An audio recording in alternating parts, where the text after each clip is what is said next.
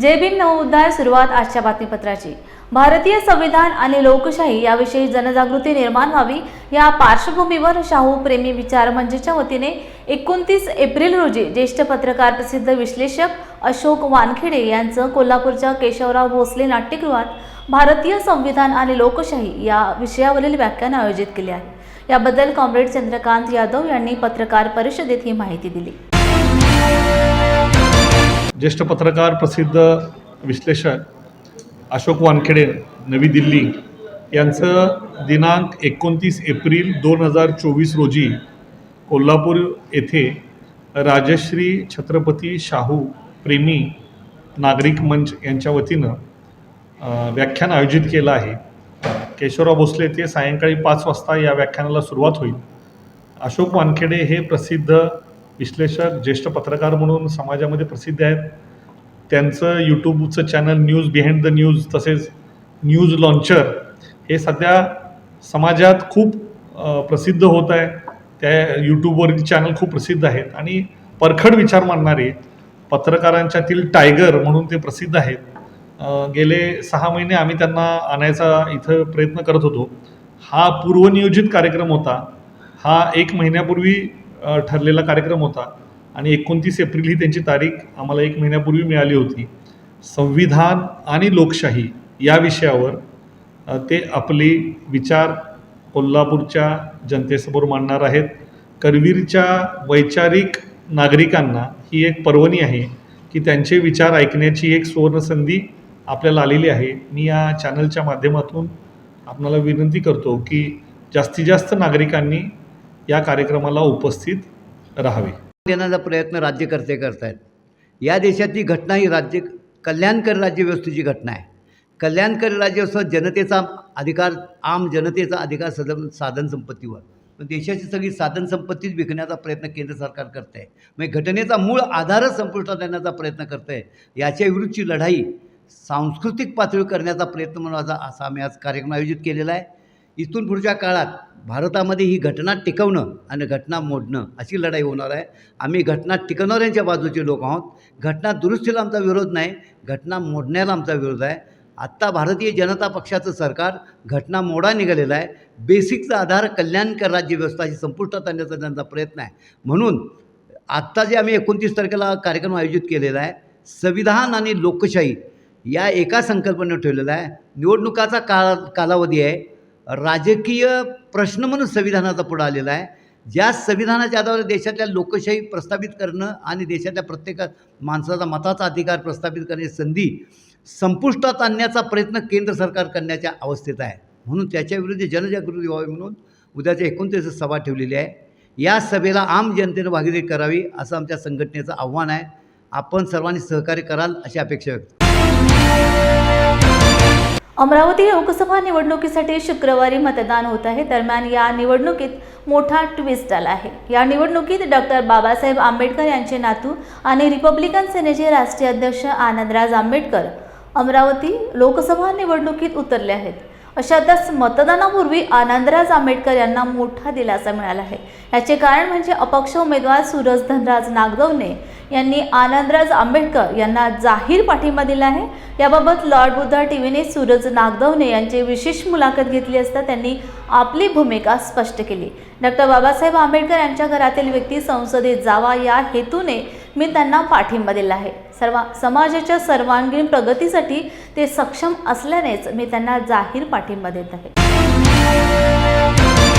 दर्शकों जय भीम नवोदय, आप लोग देख रहे हैं लॉर्ड बुद्ध टीवी चैनल। मैं प्राध्यापक गजेंद्र गवई। दर्शकों इस समय हम अमरावती निर्वाचन क्षेत्र के यहाँ पे मौजूद है। यहाँ पे बाबा साहब के पोते आनंदराज अम्बेडकर इस निर्वाचन क्षेत्र के लिए यहाँ पे सांसद के लिए खड़े हैं। दर्शकों यहाँ पे बाबा साहब ने हमारे लिए सब कुछ न्यौछावर कर दिया, इसलिए क्यों ना हम यहाँ पे बहुत सारे लोग अपना कुछ तन मन धन न्यौछावर करते हैं। लेकिन एक ऐसा मौका यहाँ पे दिखाई दे रहा है कि इस मौके पर यहाँ पे कुछ लोग प्रत्याशी बनके इसी इलेक्शन में खड़े थे, लेकिन आज एक प्रत्याशी, एक उम्मीदवार आनंदराज आंबेडकर साहब को यहाँ पे पूरा समर्थन दे रहा है अपने सब लोगों के साथ। उन्हीं से जानते हैं किस प्रकार का वातावरण है। मैं सूरज धनराज नागदवने, युवा निर्दलीय उम्मीदवार अमरावती लोकसभा मतदारसंघ। आज 2024 का लोकसभा चुनाव बहुत ही महत्वपूर्ण है, क्योंकि आज ऐसे समय में जहां देश खतरे में है, संविधान खतरे में है ऐसा बताया जाता है, तो संविधान बचाने के लिए आनंदराज आम्बेडकर साहब जी संसद में चाहिए। उस दिन भी डॉक्टर बाबा साहब आम्बेडकर जी संसद में चाहिए थे संविधान बनाने के लिए, तो आज भी 2024 के लोकसभा चुनाव में संसद बन के आनंदराज जी आम्बेडकर चाहिए संसद में, क्योंकि संविधान बचा कौन सकता है, तो आनंदराज आम्बेडकर जी बचा सकते हैं संविधान। और बहुत से ऐसे लोग हैं जो संविधान प्रिय है और संविधान को मानते हैं, वही लोग संविधान सभा में मतलब अपने संसद में आना चाहिए और संविधान बचा सकते हैं और सभी लोगों को एक मिलकर सभी को लेके चल सकते हैं। तो मैं पूरा समर्थन करता हूँ आनंदराज आम्बेडकर साहब जी का। जी सर, दूसरा एक सवाल मेरा ऐसा रहेगा कि आप सही मायने में यहाँ पे बाबा साहब की विचारधारा को, मतलब बाबा साहब के पोते को, बाबा साहब के खून को यहाँ पे अपना समर्थन दे रहे, आपको अब कैसा फीलिंग हो रहा है? सर मुझे बहुत अच्छा लग रहा है, क्योंकि जिन्होंने देश को संविधान दिया है उनके ही पोते हैं, तो हमें पता है कि सबको साथ में लेके चलने वाले हैं ये, तो इसमें कोई गुंजाइश नहीं है। सभी को साथ में लेके चलेंगे, सभी का विकास होगा, इस देश का विकास होगा और अमरावती लोकसभा क्षेत्र का विकास होगा। तो कृपया करके सभी से निवेदन है, और स्पेशली 4.5 लाख युवा मतदारों से, जिनकी जनसंख्या 4.5 लाख युवा मतदार है अमरावती क्षेत्र में, उनसे यही कहना चाहूँगा कि आप सभी आनंदराज आम्बेडकर साहब जी को अपना मतदान दे और प्रचंड बहुमत से विजयी बनाए। दर्शकों, आप लोग देख रहे हैं लॉर्ड बुद्धा टीवी चैनल। यहाँ पे अमरावती निर्वाचन क्षेत्र में एमआईएम के साथ वंचित बहुजन आघाड़ी और बहुत सारे निर्दलीय लोग आनंदराज आम्बेडकर साहब को यहाँ पे समर्थन दे रहे हैं, और यहाँ पे ज़्यादा से ज़्यादा वोटों से वो चुनकर है, इस प्रकार की अभिलाषा ये सब मतदार यहाँ पे रखते हैं। देखते रहिए आपका अपना channel Lord Buddha TV channel. Doctor Babasaheb Ambedkar यांच्या जयंतीनिमित्त येत्या 28 एप्रिल ते 30 एप्रिल दरम्यान नांदेड येथे भंते विनय बोधीप्रिय यांच्या मार्गदर्शनाखाली डॉक्टर बाबासाहेब आंबेडकर जयंती सांगता समारोहानिमित्त व्याख्यान, गायन, मिरवणूक व नाट्यप्रयोग आदी कार्यक्रमांचे आयोजन करण्यात आले आहे। नांदेडच्या मूलगंध कुटी विहारात पार पडलेल्या बैठकीत राजकीय विविध सामाजिक संघटनांचे पदाधिकारी व बौद्ध उपासक मोठ्या संख्येने उपस्थित होते। विनय बोधींजींनी जो कार्यक्रम आयोजन केलेला आहे 27, 28 आणि 29, 30 तारखेला याचं सांगता निरोप होणार आहे। त्या निमित्ताने वेगवेगळे कार्यक्रम आखण्यात आलेले आहेत आणि 30 तारखेला एक मोठ्या प्रमाणात रॅलीमध्ये याचं परिवर्तन होऊन बाबासाहेबांना अभिवादन करून याची सांगता होणार आहे। आणि त्यामध्ये मी स्वप्नील नरबाग, फुले शाहू आंबेडकर युवा मंचतर्फे आम्ही सर्व विद्यार्थी व युवक यामध्ये सहभागी होणार आहोत। आणि माझं हे आव्हान आहे की येथील तमाम बौद्ध जनांनी वस्त्यांमधून मोठ्या प्रमाणामध्ये या कार्यक्रमामध्ये सहभागी व्हावं आणि आपला उत्साह धरावा। मी national SC ST OBC student and youth front नोसो साहेबचा राज्य प्रवक्ता आहे, प्राध्यापक सतीश वागरे। आणि भंतेजींनी जो काही डॉक्टर बाबासाहेब आंबेडकर यांच्या 133व्या जयंतीचा पहिल्यांदा समारोपाचा कार्यक्रम घेण्याचा जो निर्णय घेतलेला आहे, तो अतिशय लोकांच्या ज्या काही भावना आहेत त्या जयंती डॉक्टर बाबासाहेब आंबेडकरांच्या त्या खऱ्या भावना कशा लोकांनी एक्सप्रेस कराव्या बाबासाहेबांबद्दलच्या, हा उपक्रम अतिशय सुंदर आहे। सर्वांनी या कार्यक्रमासंदर्भामध्ये यावं, पाहावं आणि दरवर्षी या कार्यक्रमाची वेगवेगळ्या प्रकारच्या अनुकरणातून डॉक्टर बाबासाहेब आंबेडकरांना अभिवादन करण्याचं जे काही नियोजन केलेलं आहे भंतेजींनी, त्यासाठी आपण सर्वांना मी आवाहन करतो आहे की आपण सर्वांनी या कार्यक्रमाचा येऊन लाभ घ्यावाच नाही तर या कार्यक्रमामध्ये सहभागी होऊन डॉक्टर बाबासाहेब आंबेडकरांना खरंच अभिवादन करावं। ॲक्च्युली भीम जयंती आपण 13 तारखेला सुरू करतो रात्रीला मिडनाईट फटाके फोडून, आणि एप्रिल महिन्याच्या एंडपर्यंत ती भीम जयंती सर्वत्र साजरी केली जाते। एकाच दिवशी सगळे होऊ शकत नाहीत, त्यामुळे कालांतराने तर एक विचार असं मनात आला की बाबा हे जे 13 तारखेपासून अर्थात 14 तारखेपासून 30 तारखेपर्यंत हे जे 15-16 दिवस मिळतात, तर 16ला 16ही दिवस शिस्तबद्ध बाबासाहेब आंबेडकरांच्या जयंतीनिमित्त प्रबोधनाचे जर कार्यक्रम झाले, जसे व्याख्यानमाला असतील किंवा प्रबोधनाचे जे काही कार्यक्रम असतील, ॲक्टिव्हिटीज ज्या असतील, तर त्या योग्य होतील हा एक विचार मनात आला। आणि वेगवेगळ्या संघटना आहेत नांदेड शहरामध्ये आपल्या आंबेडकरी विचारधारेचा प्रचार करणाऱ्या किंवा कार्य करणाऱ्या, त्यामध्ये प्रामुख्याने डॉक्टर बाबासाहेब आंबेडकर अभ्यास मंडळ, फुले शाहू आंबेडकर विचार मंच किंवा वेगवेगळ्या विद्यार्थी संघटना, महाविहार परिवार, भारतीय बौद्ध महासभा किंवा पर्सनली तुम्ही जसे प्रचारक म्हणून सदाशिव गच्चे, मग अशा काही लोकांना की जे लोक शिस्तप्रिय आहेत हे एक लक्षात आलं. आणि मग शिस्तीचं दुसरं नाव म्हणजे डॉक्टर बाबासाहेब आंबेडकर. आणि मग ही शिस्त कुठेतरी आपणाला रुजवली पाहिजे, हा एक त्यामागचा हेतू. समारोप करत असताना 14 तारखेला मिरवणुका होतात आणि त्या मिरवणुकांचा समारोप 30 तारखेच्या मिरवणुकीत व्हावा असा एक विचार मनात आला होता. आणि तुमच्यासारख्यांना कार्यकर्त्यांना ते बोलून दाखवलं. आणि जवळजवळ सर्वच संघटना, शहरातल्या अराजकीय असलेल्या सर्व संघटना ज्या आहेत, कार्यकर्ते आहेत, ते अशी सहमत आहेत आणि ते त्यामध्ये सहभागी होणार. तर तो कार्यक्रम असा असेल की म्हणजे उद्या 28 तारखेला कुसुम सभागृहामध्ये, म्हणजे जयंतीनिमित्त जे सांगत होतो की 28 तारखेला कुसुम सभागृहामध्ये सायंकाळी 6 वाजता व्याख्यानमाला असेल. प्रबुद्ध साठे नावाचे वक्ते आहेत आणि ते व्याख्यान देणार आहेत. त्यानंतर 29 तारखेला पालीनगरच्या मैदानामध्ये बाबा का जागले, बाबा का रडले, बाबासाहेब आंबेडकरांच्या पूर्वार्धावर, आयुष्याच्या आणि उत्तरार्धावर आधारित असलेली एक 2 अंकी नाटिका असणार आहे. आणि 30 तारखेला सकाळी साधारणतः 7 वाजण्याच्या आधी, तशी 6 वाजल्यापासूनच एक मिरवणूक काढण्याचं निश्चित करण्यात आलेलं आहे सर्व संघटनांच्या वतीने. महात्मा फुलेंच्या पुतळ्यापासून, म्हणजे उत्तर नांदेडमधले सर्वच विहारातील आणि सर्वच संघटनांचे लोक महात्मा फुलेंच्या पुतळ्याकडे 6 ते 7च्या दरम्यान, म्हणजे 6 वाजता जमतील. आणि 6 वाजता तिथून एक मिरवणूक निघेल. त्या मिरवणुकीचं वैशिष्ट्य असं असेल की त्यामध्ये बँड, डीजे वगैरे असा जल्लोष काहीही नसेल. त्यामध्ये घोषणा गर्जनासुद्धा नसतील. समोर बाबासाहेब आंबेडकरांचा पूर्णाकृती पुतळा असलेला ट्रक असेल, त्यामागे असणारी लेझिम पथक असेल आणि त्यामागे अगदी शिस्तीने 3 किंवा 4 रांगा असतील ट्रकच्या मागे, लेझिमच्या मागे. त्या रांगेतच सर्वजण चालतील आणि चालणाऱ्या प्रत्येकाच्या हातात बाबासाहेब आंबेडकरांचे जे कोट आहेत, बाबासाहेबांची जी शिकवण आहे, जे वक्तव्य बाबासाहेबांनी केले सार्वजनिक विकासासाठी, तर त्याचे कोट, त्याचे फलक तयार केलेले असतील. आणि सर्वजण हातामध्ये फलक घेऊन, त्या हातात फलक घेऊन ते शिस्तीने चालत जातील बाबासाहेबांच्या पूर्णाकृती पुतळ्यापर्यंत. बाबासाहेबांच्या पूर्णाकृती पुतळ्यापर्यंत गेल्यानंतर प्रातिनिधिक स्वरूपात बाबासाहेबांना पुष्पमाला अर्पण करून तिथे त्याचा समारोप होईल. आणि मी माझं एक मत व्यक्त केलं इथे तुम्हा सर्व संघटनांच्या, सामाजिक संघटनांच्या आणि जे कार्यकर्ते आहात त्यांच्या मते, किंवा हे दरवर्षी चालत राहावं. तर मग एक मत या ठिकाणी सर्वांच्या मध्ये निघालं की सर्वांनी एक निर्णय घेतला की यापुढे दरवर्षी 13 एप्रिलपासून 30 एप्रिलपर्यंत रोज कुठे ना कुठे नांदेड शहरामध्ये बाबासाहेब आंबेडकरांचा विचार रुजवणारा कार्यक्रम आपल्याला आयोजित करायचा आहे. म्हणजे एकंदरीत अशा प्रकारचा हा समारोपीय कार्यक्रम असला आहे.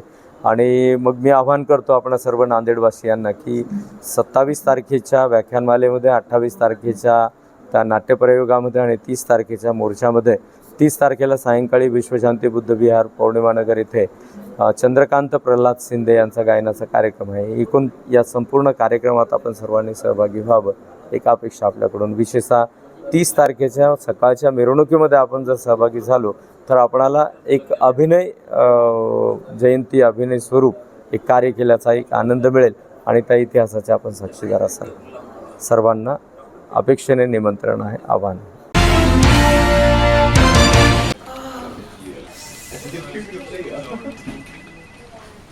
बॉस ने मीटिंग बुलाई. क्या यार, आदमी की तकलीफ को तो समझो. बाहर बाहर उठो बैठो. जनाब, तकलीफ उठने बैठने की नहीं, तकलीफ बवासीर की है. बवासीर, फिशर, भगंदर, पाइलोनियल साइंस का आयुर्वेद तथा आधुनिक लेजर से उपचार. अभ्युदय पाइल्स लेजर हॉस्पिटल, लोहार समाज भवन के पीछे, महापुष्प सोसाइटी, शताब्दी नगर चौक से मनीष नगर रोड, नागपुर. कॉल और विजिट करें www.pilesfistulacure.com. हुआ बहू, माँ पाइल्स की बहुत तकलीफ हो रही है. तो तुम गुदरोग सर्जन के पास क्यों नहीं गई?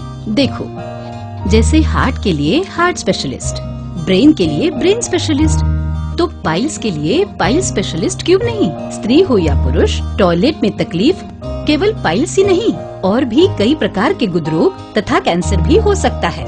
इसीलिए इसकी प्रत्यक्ष जांच जरूरी है. ठीक है माँ, पर जांच के लिए हम जाएंगे कहाँ? वही काले आयुर्वेदिक पाइल्स हॉस्पिटल में. लेकिन माँ, प्रेगनेंसी में पाइल्स की दवाइयाँ? प्रेगनेंसी में आयुर्वेदिक दवाइयाँ सुरक्षित होती है. जनहित में जारी. काले आयुर्वेदिक पाइल्स हॉस्पिटल, औषधि चिकित्सा तथा सर्जरी ट्रीटमेंट उपलब्ध. हमारा पता उमरेड रोड, दिघौरी बस स्टॉप के पास, नागपुर. अधिक जानकारी के लिए वेबसाइट पर जाएं kalepileshospital.com.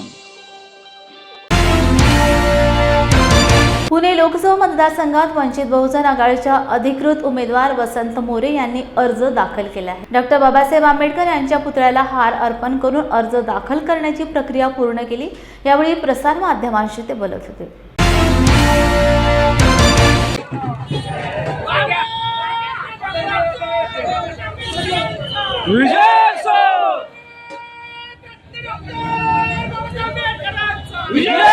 मी प्रथम तर श्रद्धेय बाळासाहेब आंबेडकर यांना मनापासून धन्यवाद देईल की त्यांनी माझ्यासारख्या एका सर्वसामान्य कुटुंबातल्या कार्यकर्त्याला या पुणे शहराची वंचित बहुजनच्या वतीनं उमेदवारी दिली.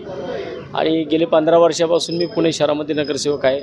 शहराच्या अनेक मोठ्या पदांवरती जसं की विरोधी पक्षनेता असेल, गटनेता असेल, शहराध्यक्ष असेल, या सगळ्या पदांवरती काम केलेलं असल्यामुळे मला शहराचे प्रॉब्लेम अतिशय चांगल्या पद्धतीने माहिती आहे.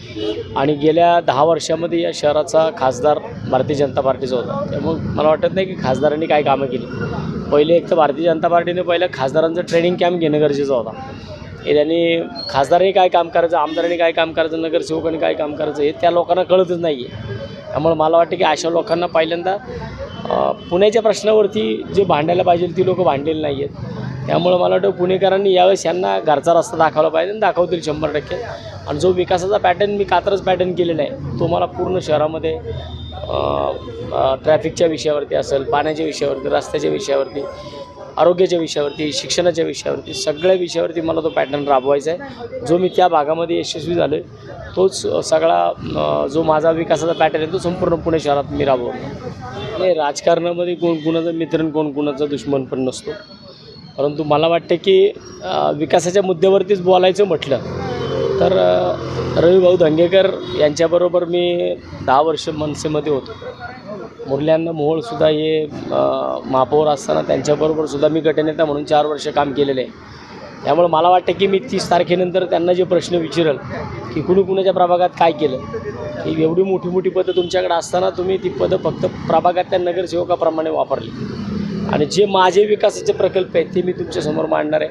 मग त्याच्यामधनं जनतेने ठरवायचे की कुणी शहरासाठी काम केलं आणि कुणी प्रभागासाठी काम केलं. प्रभागासाठीच काम करायचं असेल होतं एवढ्या मोठ्या पदांवरती जाऊन बसायचं नव्हतं.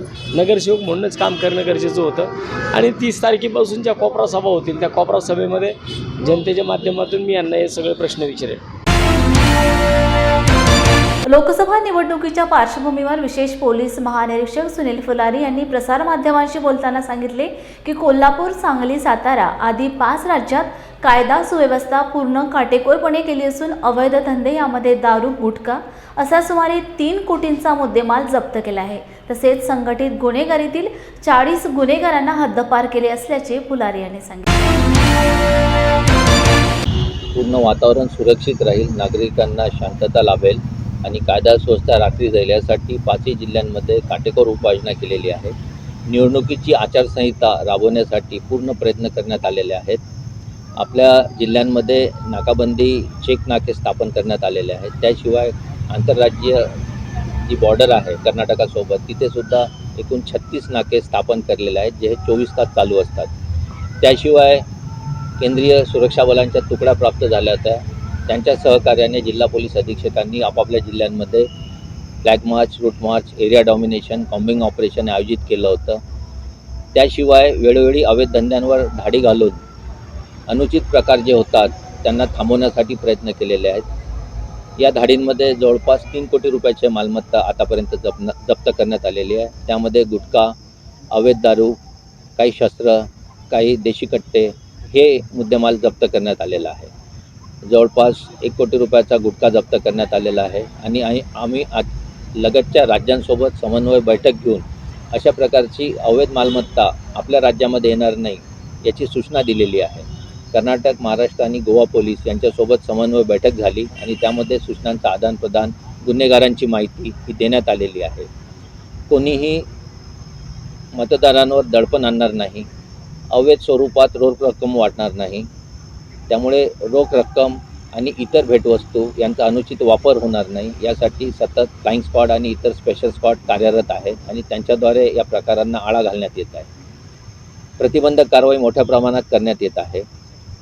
यामध्ये वेगवेगळ्या प्रकारचे पाहिजे आणि फरारी असलेल्या आरोपींचा शोध घेणे, नॉन बेरेबल वॉरंट तामील करणे, त्यानंतर महाराष्ट्र संघटित गुन्हेगारी अधिनियमाद्वारे संघटित टोळ्यांवर कारवाई करणे, हद्दपार करणे, टोळ्यांची हद्दपारी करणे हे विविध उपाय आखण्यात आलेले आहेत आणि यामध्ये जवळपास 40 गुन्हेगारांवर Maharashtra control organise crime act याची कारवाई करण्यात आलेली आहे. त्याशिवाय बंधपत्र घेणे, हमीपत्र घेणे असे हजारो स्वरूपाचे गुन्हेगारांवर कारवाई करण्यात आलेली आहे. रावेत येथील चंद्रभागा कॉर्नर येथे असलेले RMC प्लांट मोठ्या प्रमाणात चालू आहे. होणाऱ्या धुळीमुळे मोठ्या प्रमाणात वायू प्रदूषण होत असून तसेच ध्वनी प्रदूषण होत असून त्यामुळे पर्यावरणाचा ऱ्हास होत आहे. तेथील आजूबाजूची लोकवस्ती झपाट्याने वाढत आहे, त्यामुळे नागरिकांना श्वसनाचा मोठ्या प्रमाणात त्रास होत आहे. अनेक नागरिकांनी रुग्णालयाचे रस्ते पकडल्याने ही बाब गंभीर स्वरूपाची असून पुढे आली आहे. अशा गोष्टींकडे पिंपरी चिंचवड महानगरपालिका प्रशासनाचे व पर्यावरण विभागाचे दुर्लक्ष आहे. सदर बाब गांभीर्याने लक्ष देऊन त्वरित कार्यवाही करावी असे पत्र अनधिकृत बांधकाम शहर अभियंत्यांना दिले असून RMC प्लांट त्वरित बंद न केल्यास आंदोलनाचा इशारा दिला आहे. नमस्कार, मी राजेंद्र तरस, युवा सेना जिल्हा प्रमुख, मावळ लोकसभा. आज मी या तुमच्या न्यूज चॅनलच्या माध्यमातून एक प्रकरण उघडकीस आणतोय. रावेत येथील चंद्रभागा कॉर्नर येथील सर्वे नंबर 77/1, 77/2 या ठिकाणी एक RMC प्लांट जो शहरी भाग म्हणजे दाट लोकवस्तीच्या या ठिकाणी त्या प्लांटच्या आजूबाजूला सर्व सोसायटी आहेत, खूप मोठ्या मोठ्या सोसायटी आहेत आणि या ठिकाणी शहरी भागामध्ये दाट लोकवस्तीमध्ये असा RMC प्लांट महानगरपालिकेने उभा करू कसा दिला या संदर्भात हा प्लांट चालू असताना त्या ठिकाणी होणारे सर्व वायू प्रदूषण आणि या निमित्तानं त्या वायू प्रदूषणाच्या त्रासानं या सोसायट्यांमध्ये राहणाऱ्या अनेक नागरिकांना होणारा श्वसनाचा त्रास व त्यामुळे अनेक नागरिकांना दम्याचे त्रास चालू झालेले असून अनेक नागरिक त्या ठिकाणी या वायू प्रदूषणामुळं अनेक नागरिकांच्या आरोग्य धोक्यात आलेले आहे व आरोग्य धोक्यात आल्या कारणानं त्या ठिकाणी राहणाऱ्या सर्व नागरिकांनी, सोसायटी धारकांनी, त्या सर्व सोसायटी धारकांच्या चेअरमन, सेक्रेटरी यांनी अनेक नागरिकांनी त्या ठिकाणी असणाऱ्या प्रतिनिधींकडे तक्रारी केल्या, परंतु त्यांनी स्थानिक कोणाचा तरी प्लांट असल्या कारणानं दुर्लक्ष केलं व सोसायटी धारकांना त्या ठिकाणी त्यांनी मागणी करूनही त्यांच्या मागणीकडे दुर्लक्ष केलं. परंतु ही बाब त्या सोसायटी धारकांना कोणीतरी माझं नाव निदर्शनास आणून दिलं व ही तक्रार माझ्यापर्यंत पोहोचवण्याचा त्यांना सल्ला दिला व ती तक्रार माझ्याकडे आली असता मी संपूर्ण प्रकरण या ठिकाणी माहिती करून घेतलं व प्लांटची स्वतः पाहणी केली. पाहणी केल्यानंतर त्या ठिकाणी जो रहदारीचा भाग आहे, सर्व सोसायटी आहेत आणि या ठिकाणी त्या प्लांटचं होणारं प्रदूषण, त्या ठिकाणी होणारं त्याचा वायू प्रदूषणाचा पाहता संपूर्ण शहरामध्ये पिंपरी चिंचवड महानगरपालिकेने पाणी फवारणीसारखे नवनवीन वाहनं खरेदी केली व शहरातील मुख्य रोड असतील या ठिकाणी त्याची फवारणी चालू असते. परंतु गल्लीबोळामध्ये या ठिकाणी अशा प्रकारचे जर अनधिकृत प्लांट उभे केलेले असेल तर त्यामुळे नागरिकांच्या जीवितास धोका निर्माण झालेला आहे व याचं उत्तम उदाहरण म्हणजे त्या ठिकाणी राहणारे नागरिक, त्यांना झालेला श्वसनाचा त्रास. ही बाब खूप गंभीर असून येणाऱ्या पुढील काळामध्ये खरंच नागरिकांच्या आरोग्याला धोका निर्माण झालेला आहे, ते आपल्या निदर्शनास येईल व त्या ठिकाणी राहणारे नागरिक आपल्या निदर्शनास येतील. मी माहिती घेऊन या ठिकाणी माझं पुढील पाऊल उचलणार आहे. तरी मी या माध्यमातून, न्यूजच्या माध्यमातून मी महानगरपालिका प्रशासनाला एक प्रश्न विचारू इच्छितो. तुम्ही तात्काळ हा प्लांट बंद करणार आहात का, किंवा येणाऱ्या पुढील काळात मी त्या ठिकाणी उपोषणाला, जो प्लांट बंद होत नाही तोपर्यंत उपोषणाला त्या एवढ्या भर उन्हात बसणार असून तरी होणाऱ्या सर्व परिस्थितीला महानगरपालिका प्रशासन जबाबदार असणार आहे. मी या न्यूजच्या माध्यमातून आपणापर्यंत ही माहिती पोहोचवू इच्छितो. बातमी बदल घेऊया, अल्पाश शांती. पुन्हा भेटूया नवीन घडामोडी घेऊन. जय भीम.